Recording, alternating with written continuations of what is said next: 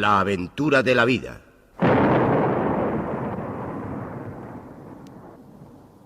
Un programa de Radio Nacional de España con guión, dirección y presentación de Félix Rodríguez de la Fuente.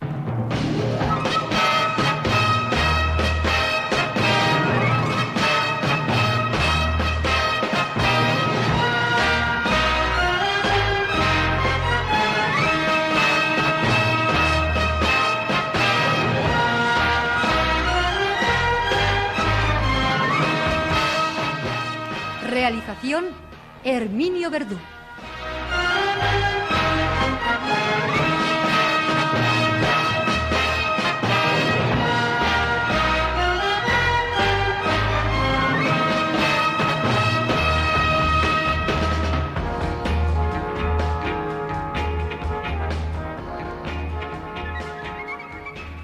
Amigo mío, quizá me escuche usted en este momento, o quizá me escuches tú, muchacho, que te sientes identificado con tu amigo Félix por aquello de las aventuras en helicóptero, de los viajes en el techo del mundo, en el Ártico, en avión, con las alas cargadas de nieve y los alerones a punto de ser bloqueados por el hielo. Quizá me escuchéis desde un confortable habitáculo humano, es decir, desde una oficina climatizada, con buena calefacción, desde un piso, un chalet con buena calefacción, desde un automóvil o un camión que se desliza por la carretera y donde realmente se puede o se podría vivir al margen de lo que a veces se describe como las inclemencias del tiempo. Estamos ahora en esa frontera incierta entre el invierno y la próxima primavera, y nos sorprenden los hombres del tiempo anunciándonos anticiclones o borrascas que pueden sorprendernos cuando salimos de nuestra confortable oficina, de nuestra grata casa a la calle, y nos acude ese inesperado ventarrón en la cara. El confort que usted va ahora mismo sintiendo, aunque el confort realmente no se siente, el confort se podría definir como algo que nos permite eludir, es decir, no sentir las inclemencias exteriores, pues cuesta algo tan caro, tan sagrado, tan trascendental como es la energía. El fuel oil con el cual se ha encendido esta mañana la calefacción de su casa, la gasolina o el aceite pesado de su coche o de su camión, que no solamente ponen en marcha el motor, sino también el aire calefactado, que le permite eludir las bajas temperaturas exteriores. Y yo mismo, que le estoy contando estas cosas, estoy en un estudio de radio, donde hoy, precisamente, hay una temperatura también bastante grata. Podríamos decir que los hombres civilizados, los hombres de este crítico siglo XX, de este tercio final del siglo XX, hemos conseguido eludir los imperativos ecológicos de los elementos de la meteorología y podemos librarnos de ellos para nuestro trabajo con tranquilidad absoluta. Esto cuesta muchísimo, como les decía, y es uno de los elementos que pueden desequilibrar la civilización en la que vivimos. Hago toda esta introducción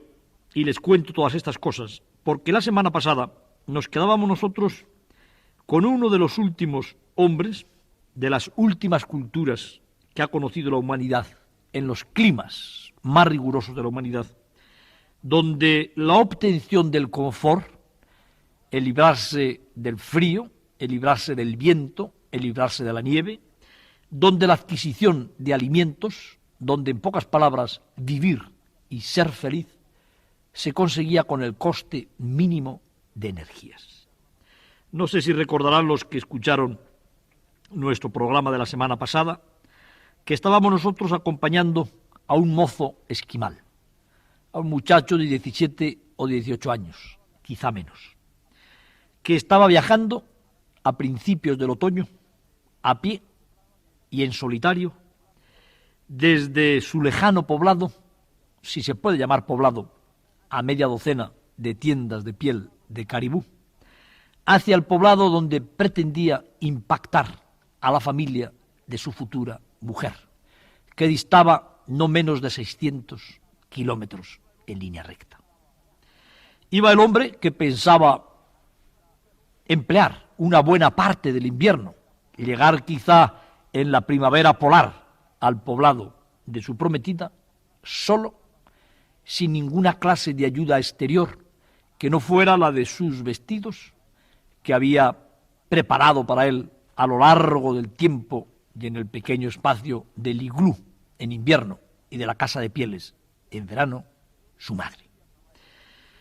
Este hombre se vestía con una ropa interior que estaba hecha con delicadas pieles de aves acuáticas. Sobre ellas no llevaba más que un pantalón de piel de oso, que caía sobre unos dobles mocasines de piel de foca, con la planta también de piel de oso, y acababa cubriéndose por lo que se llama una parca en el Ártico, en este caso de piel de lobo. La parca le proporcionaba el suficiente calor porque estaba cerrada en torno a su faz, de tal manera que todo el calor que genera su cuerpo al moverse sube hacia arriba, y por este simple principio físico descubierto por los esquimales hace milenios, tanto para sus confortables iglús como para sus vestimentas, podía andar tranquilamente nuestro esquimal e incluso tenía que librarse de la parca, debajo de la cual quedaba una ropa interior de pieles más ligeras, cuando se veía obligado a apretar el paso. La temperatura, a finales del mes de septiembre, que se está instalando en el mundo de Inuk, que este es el nombre del joven esquimal, es ya de unos 2, 3, 4 grados bajo cero. Aún no ha nevado copiosamente y el hielo que cubre las lagunas, que cubre las tablas de los ríos que va encontrando en su marcha, en una marcha que no es excesivamente rápida, como la de un atleta de los que se presentan a los campeonatos de marcha, tampoco es tan lenta como la de un paseante de los parques de una gran ciudad. Es una marcha sostenida que le permite, desde luego, cubrir 4 o 5 kilómetros por hora, incluso superarles. Este hombre que se va orientando perfectamente por los accidentes del terreno, prácticamente iguales para quien no procedía de aquellas tierras, y también por el lugar donde el sol, que se mantiene prácticamente en el horizonte, sale y se pone. Este hombre que se orienta perfectamente por la noche leyendo el mensaje de las estrellas, va avanzando tranquilamente a medida que comprueba cómo se acortan los días. Si nosotros contempláramos aquí, a través del relato que yo les estoy haciendo, como yo he tenido oportunidad de ver el pasado otoño, y en otros viajes al Ártico y al Subártico, a Inuk, quizá si le veíamos a una cierta distancia nos llamaría la atención por pequeño y por ancho, con la parca puesta, esa parca que en torno a su rostro tiene una piel de glotón, que tiene la particularidad del pelo del glotón de que no se fijan en él las gotitas de la respiración, de la nariz y de la boca, y por consiguiente no molestan los pinchos de hielo. Esa parca que deja colgar por detrás del hombre el rabo del lobo, puesto que este es una superstición, quizá no es el nombre adecuado, es un tabú, es una espiritualidad zoológica dentro del mundo del esquimal, que al llevar rabo como el hermano lobo se consideraba más inmerso en la comunidad viviente de su mundo, pues le da la sensación de ser un hombre achaparrado, corto y ancho. Este achaparramiento, más que a la estructura de Inuk, se debe a la vestimenta que lleva puesta y se debe al aspecto que, al no tener término comparativo, podemos recibir de él. Realmente, Inuk, aunque pertenece al tronco de la raza mongólica, de cara achatada, de pómulos salientes, de párpados grasos, puede proporcionar también por esta razón la impresión de que es pequeño y gordo. Pero si viéramos a Inuk de cerca, si le comparáramos con nuestra estatura, y si además Inuk estuviera en un gimnasio o estuviera en las pocas ocasiones en las del mes de julio, cuando un esquimal se puede quitar las vestiduras, y no ya por la temperatura del Ártico en julio, que supera los 20 grados sobre cero, sino porque se lo comerían prácticamente los mosquitos, comprobaríamos que el esquimal no es ni achaparrado, ni es adiposo, ni es más pequeño que un hombre de 1,70 m, 1,75 m, que es una altura muy común e incluso en ciertas regiones españolas relativamente elevada. Es un hombre de estatura media, extraordinariamente musculado, con unos músculos poderosísimos, cortos y gruesos, que recuerdan a los músculos de un luchador de libre o de greco-romana, y que se mueve con enorme elusión a la fatiga, es decir, con enorme resistencia, pese a ir cubierto por la pesada parca, pese a ir calzado con los dobles mocasines, con los pantalones de piel de oso, y pese a portar la azagaya de punta de asta de caribú, perfectamente trabajada, aparte de otros elementos que le acompañan y con los que pone trampas para capturar los pequeños animales de los que vive. ¿Cómo este hombre que está tan alejado de nosotros en el tiempo y en el espacio,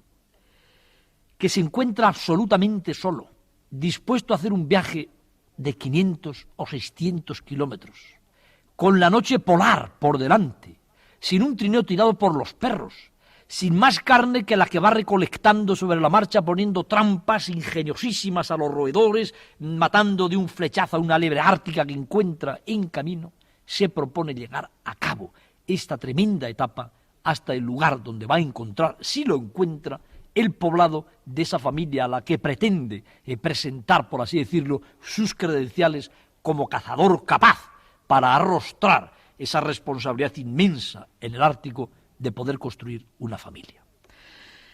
Para ti, amigo mío, que me escuchas desde un coche que rueda 80 o a 100 kilómetros por hora y no más, porque no te lo permiten las leyes del tráfico,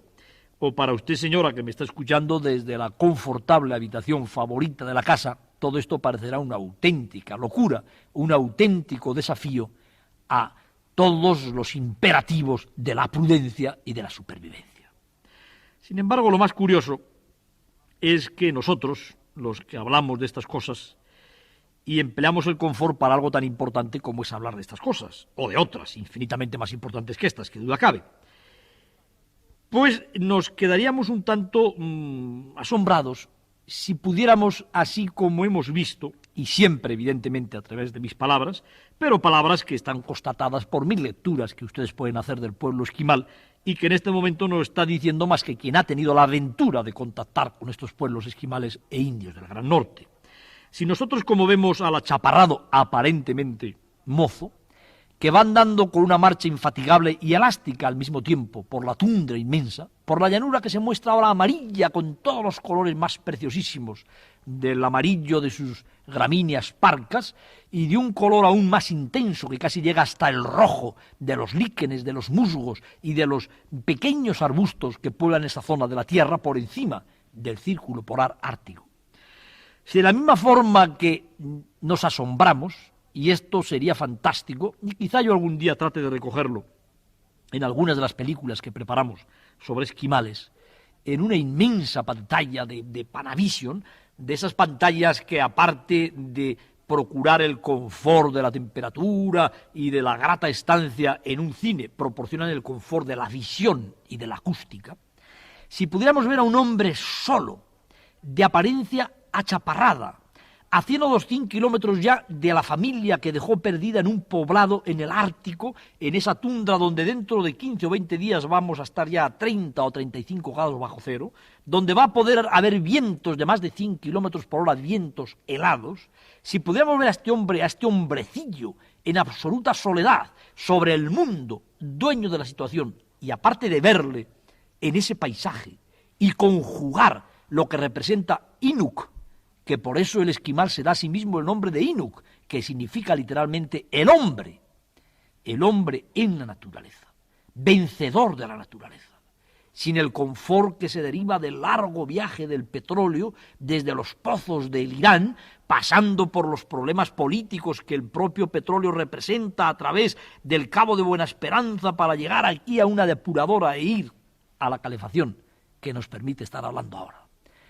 Si aparte de ver a Inuk, al hombre, en el techo del mundo, en la soledad que está en el techo del mundo, ¿cómo es? Con la cara achatada, con los pómulos salientes, con los ojillos apenas abiertos, esos ojos mongólicos, y con esa pesada aparentemente forma que le dan sus ropajes, pudiéramos verle en el espíritu, en el alma, pudiéramos medirle con un barómetro de medir felicidad, posiblemente lo que más nos asombraría es que Inuk,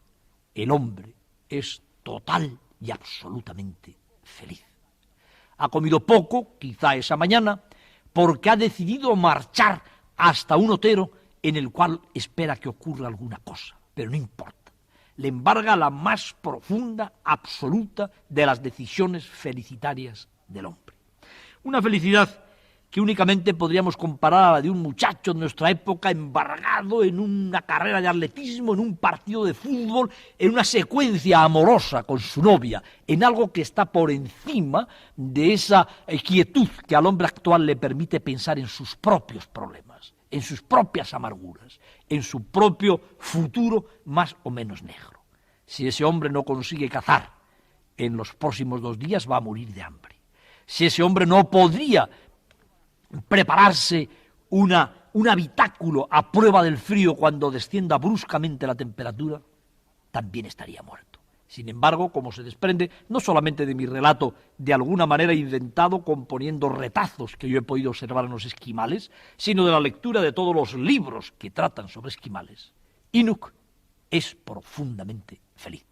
Inuk no tiene miedo a nada porque todo depende de él. E Inuk, aparte de sus ropas, de los arpones y del cuchillo de nieve, que está hecho también de hueso, que ni siquiera el cuchillo de nieve es de metal, avanza feliz y seguro de sí mismo. ¿Por qué, querido amigo Félix, nos cuentas estas cosas de Inuk si estábamos la semana pasada, y llevábamos ya 2 semanas, metidos en la monografía que estás dedicando a ese animal del Ártico, que se llama el caribú, el reno salvaje?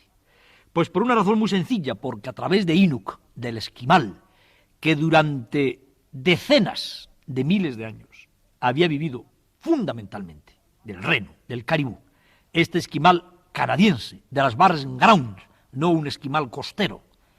este esquimal nos va a demostrar a nosotros ahora, en este viaje imaginado, pero no inverosímil, que tantas veces ha tenido lugar entre distintas poblaciones de esquimales, hasta dónde podía llegar a sacar utilidad el esquimal antes de que los caribús descendieran al nivel que tienen actualmente y que murieran en consecuencia cientos de esquimales. Y en el pueblo esquimal, que solamente está compuesto por algunos miles, hablar de cientos es como hablar de millones en el pueblo blanco, en el confortable pueblo occidental, para que podamos tener una idea de hasta dónde el hombre de la naturaleza, Inuk, el hombre, ha podido integrarse en el equilibrio de la naturaleza. Inuk, amigo mío, va tan contento y tan feliz, sin ese complicado helicóptero que yo necesito en el Ártico para trabajar y que consume también tanto petróleo, sin ese complicado avión con patines y sin esas estaciones de combustible que se han ido colocando previamente para que podamos desplazarnos. Va tan seguro de sí mismo, porque Inuk sabe, por la posición del sol en el horizonte, por la posición de las estrellas en el cielo, por el color que van tomando los pastos y los líquenes, por las llamadas que emiten las aves viajeras, que están pasando a raudales sobre la cabeza de Inuk, hasta el punto de que Inuk ha podido pasar una semana tranquilamente, apostado junto a una lagunilla, desde la que a muy corta distancia, lanzando sus venablos, podía cazar ocas blancas salvajes que van hacia el sur. Inuk sabe que cuando llegue a aquel otero, que está en este momento a una jornada de marcha, habrá cumplido la primera y más importante etapa de su viaje. No tendrá más que quedarse en el otero, no tendrá más que acampar allí, haciendo una simple excavación en el suelo, como la que podría hacer un lobo para dormir. No tendrá más que por la noche, si desciende tanto la temperatura que tenga frío, con la parca, con los dobles mocasines y los pantalones puestos, que meterse en el interior de su saco de dormir, invento este también, el del saco de dormir de los esquimales, que lleva perfectamente plegado en una bolsa, y esperar allí a que lleguen los caribús. Porque Inuk, el hombre, que está solo en el techo del mundo, sabe que siempre, de generación en generación, desde que sus antepasados, pasando por el puente de Bering, llegaron a través de Alaska a las Barren Grounds, los caribús pasaron en esas fechas, cuando en el cielo las bandadas de ocas salvajes dibujaban sus escuadras en forma de ángulo, cuando en la tierra las gramíneas, es decir, los pastos y los líquenes, tomaban los colores del oro y del fuego, cuando en el cielo se escuchaban las llamadas plañideras de los limícolos de largo alcance que han nacido dentro del círculo polar ártico y van a pasar el invierno en el círculo polar antártico, es decir, que van a hacer un viaje que atraviesa la Tierra entera. Todo eso lo sabe Inuk porque se lo han enseñado sus padres, y a sus padres, los padres de sus padres, y así sucesivamente. Y efectivamente, Inuk llega al Otero. Inuk permanece en el Otero tranquilamente porque sabe que allí, hasta que no haga más frío, va a poder alimentarse tranquilamente con la carne de oca salvaje que lleva metida en su bolsa y con los lemming y otros roedores abundantísimos hasta que se aletarguen y vivan debajo de una capa de 1 metro de nieve durante el invierno que ahora están al alcance de sus trampas. Y una buena mañana,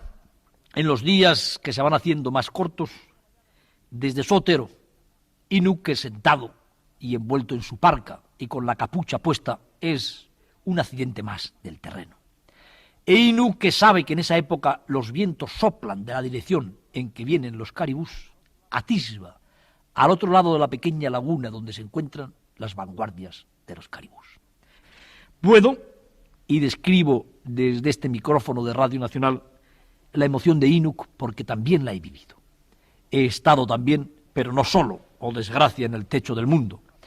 Y no sé por qué digo desgracia, porque me hubiera muerto de frío y de hambre. Carezco ya, como todos los hombres civilizados, de las capacidades de Inuk o de todos nuestros antepasados en la noche de la prehistoria para desenvolverme solo en el mundo y en la parte, además, más inhóspita del mundo. Pero, sin embargo, a pie del lago, llegado no por la fuerza de mis extremidades, sino en el vientre confortable hasta cierto punto de un helicóptero, he visto a las vanguardias de los caribús. He visto seguramente lo mismo que vio Inuk. Lo que ocurre es que yo lo vi casi 1000 kilómetros más al sur. Inuk está en el techo del mundo. Yo estaba a 300 kilómetros al sur de la Timberline, que dicen los ingleses, de la línea de los bosques, de donde empiezan los bosques hacia el sur y termina lo que se llama la tundra, porque en la tundra no pueden crecer los árboles como consecuencia de que el suelo está siempre helado por debajo de los 30 centímetros. Es decir, eso pudo perfectamente haber ocurrido, eso podía estar ocurriendo ahora si los esquimales de las Barren Grouse no hubieran cambiado su conducta, mientras yo esperaba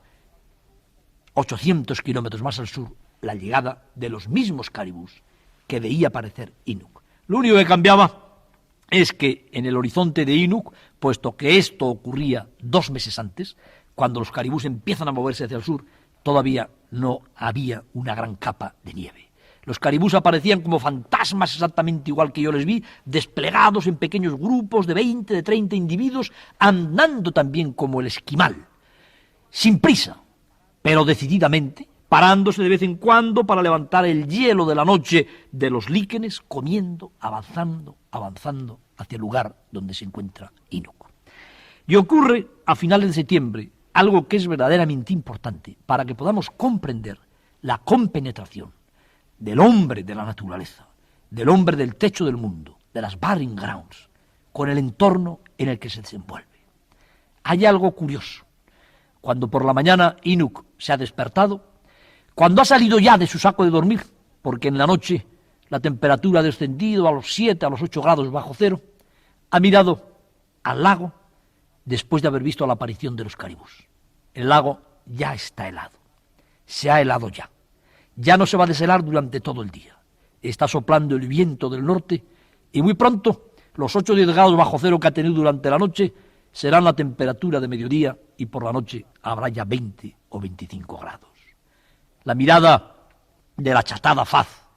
curtida por los soles del largo verano cuando no se ponía el sol, de nuestro mozo,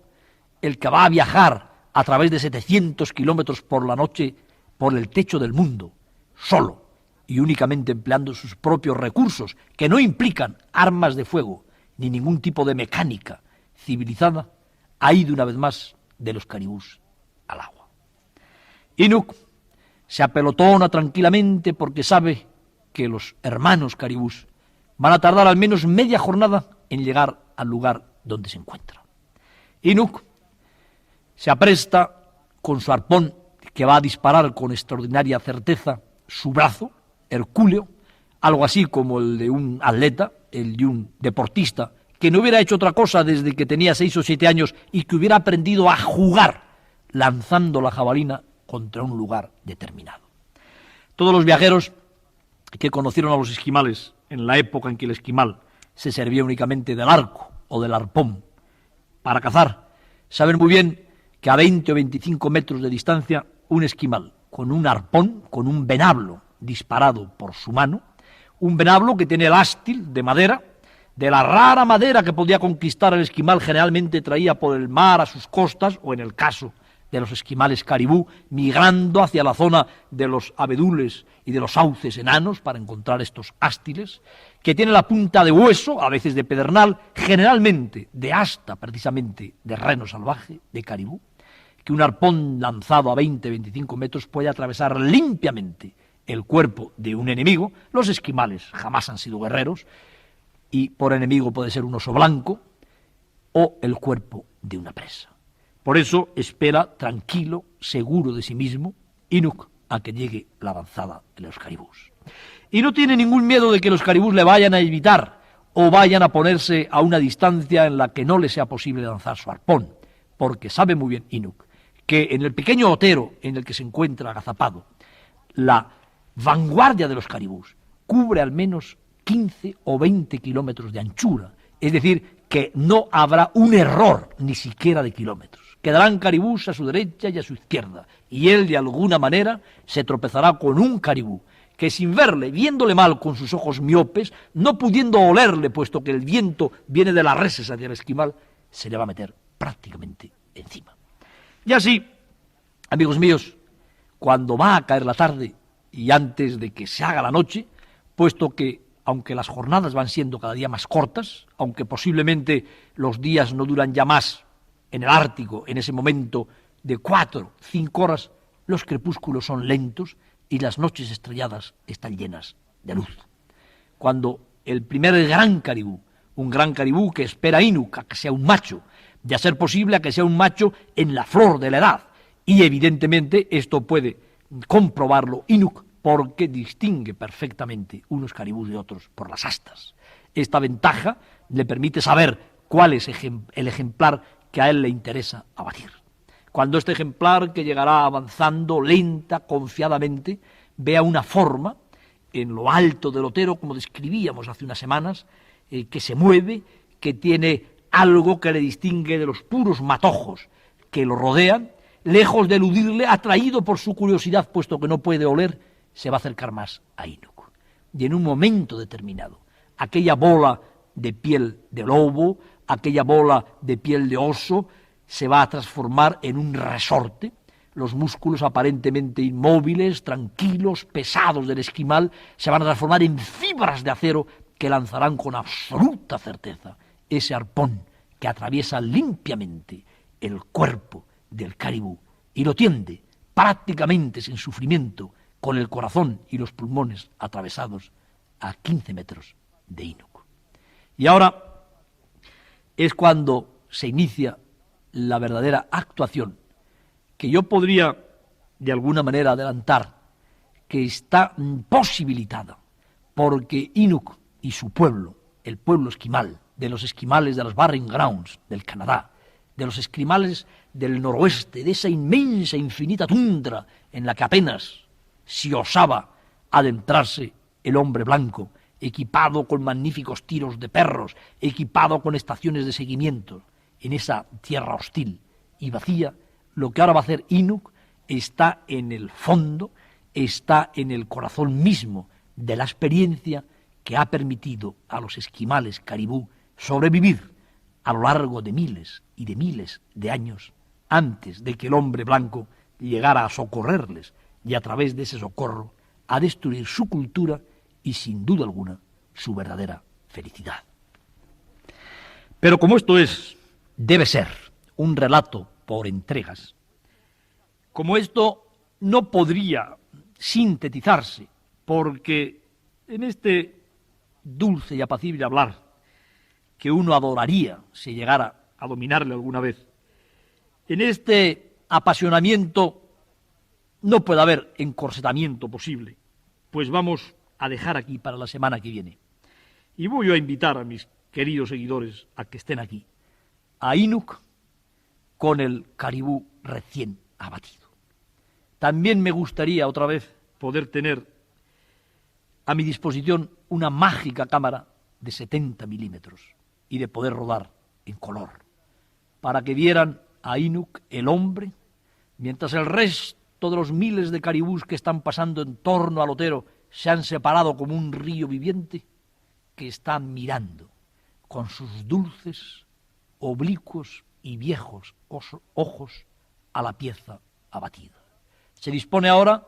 a iniciar los ritos, las ceremonias de propiciación al Padre de todas las cosas por haberle dado un caribú más. Y se dispone también a emprender la compleja mecánica que le va a permitir que aquel caribú le sirva para viajar durante 700 kilómetros y llegar triunfante a la puerta del iglú de su futura mujer. ¿Cómo es posible que este hombre pueda llevarse todo eso a través del Ártico? Se lo contaré la semana que viene.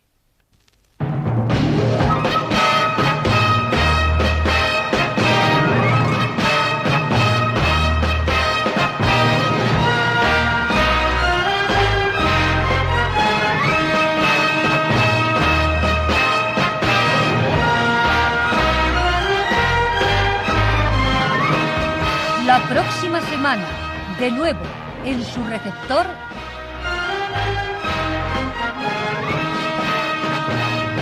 La aventura de la vida.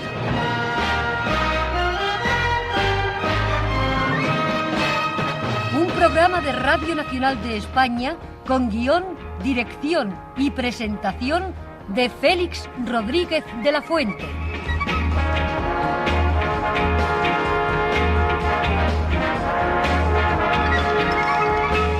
Montaje musical, Manuel Ruiz.